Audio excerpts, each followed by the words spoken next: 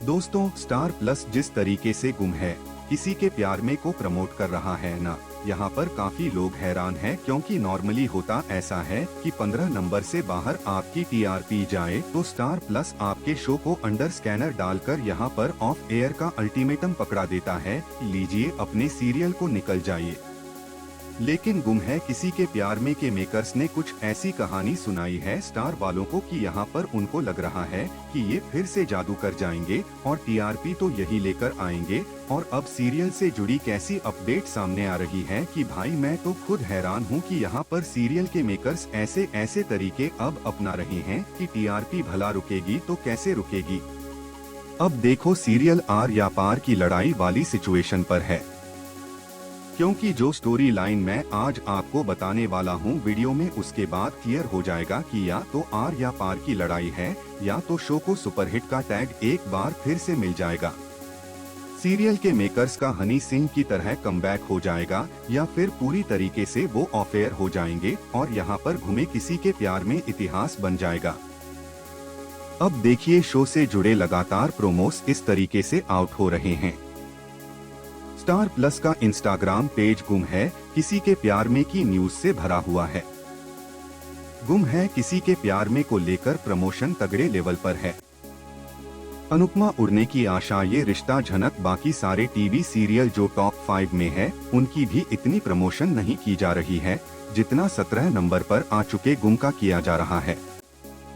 भाई रीजन क्या है, चलिए डिटेल के अंदर बताता हूँ। अब देखिए शो के अपकमिंग एपिसोड के अंदर ये क्या सिचुएशन क्रिएट हुई है। इसके बारे में लॉजिक तो नहीं ढूंढेंगे क्योंकि हमने लॉजिक की बात करना छोड़ दिया है।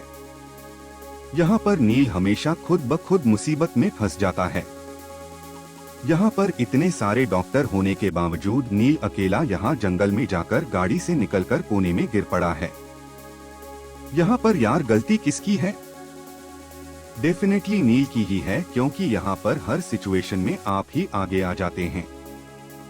ये नॉर्मल तो है नहीं, आप में ही कुछ ऐसे चारे सितारे लग रखे होंगे कि मुसीबत आपको ही पकड़कर बैठती है। और हर सिचुएशन के अंदर यहाँ तेजविनी के अंदर इतना प्यारा अचानक से उमड़ गया है कि जहाँ पर पहले नील को देखना पसंद नहीं करती थी, अब गाड़ी के डिक्कियों में घुस घुस कर नील को बचाने की कोशिश कर रही है। वेल सीरियल के मेकर्स शो को एक ऐसे पड़ाव पर एंड करना चाहते हैं कि हम लोगों का हार्ट ब्रेक हो जाए और हम लोगों के लिए ये तेजस्वी की यादें हमेशा यादें ही रह जाएं। इसीलिए वो ऐसे सारे सीन दिखा रहे हैं। हालांकि गुम है किसी के प्यार में की हमेशा की यही इतिहास रही है कि यहाँ पर एंडिंग उनकी इसी तरीके की होती है।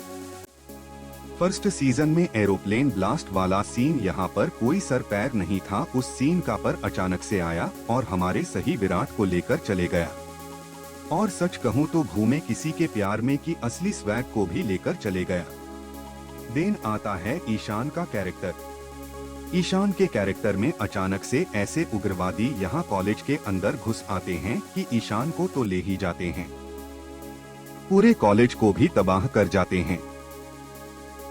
देन यहाँ पर बात आती है तीसरे सीजन की, तो यहाँ पर हमको पता ही है कि क्या होने वाला है रजत के साथ, और यहाँ पर नील और तेजस्वी की कहानी को भी रजत के साथ, और यहाँ पर नील और तेजस्वी की कहानी को भी वो इसी बिना किसी सर पैर के एंड करते हुए नजर आएंगे।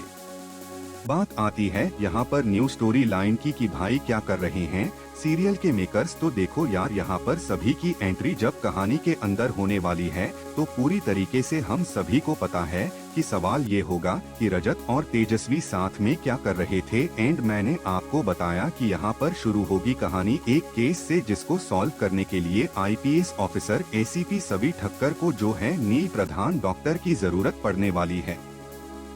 दोनों जब एक ही मिशन पर साथ होने वाले हैं तो यहाँ दोनों के बीच में रोमांस का तड़का लगने वाला है। लेकिन यहाँ पर सीरियल के मेकर्स ने एक और न्यूज आउट कर दी है जो कि यहाँ पर आपकी एक्साइटमेंट को और ज्यादा बढ़ा सकती है। एंड न्यूज कुछ ऐसी है कि सीरियल के मेकर्स यहाँ पर पुरानी लव स्टोरी को कंटिन्यू करते हुए नजर आने वाले हैं और बताया जा रहा है कि नील और सभी का अतीत भी निकलने वाला है।